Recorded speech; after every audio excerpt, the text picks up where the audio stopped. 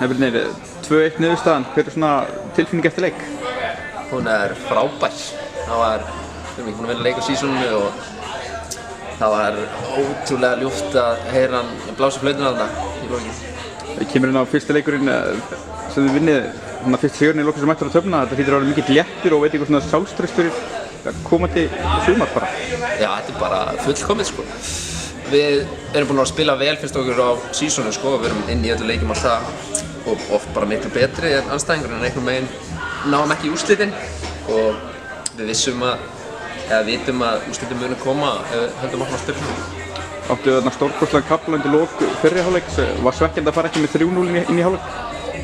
Já, þú veist, já, það hefur alveg drepið leikinn og fengum hann næstu í bakið en þetta hafði þist. Leiknir jafnar með umdeildu marki, ef þú maður segja, hver er svona þitt mat á þeirri atburðarás sem átti í stað þar? Ég sá það svo sem ekki sko, en 99 af hverjum 100 skiptum dæmt á þetta sko.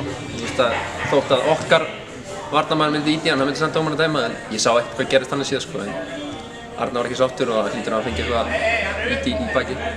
Fá núna kærkomna hvíld þangað til að það eru næstu nýliðar sem að þið mætið. Þið ætlið vonandi bara að byggja á þessa frammistöðu og finna.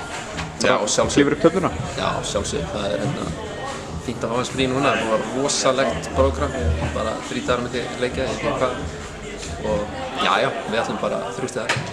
Gangi vel.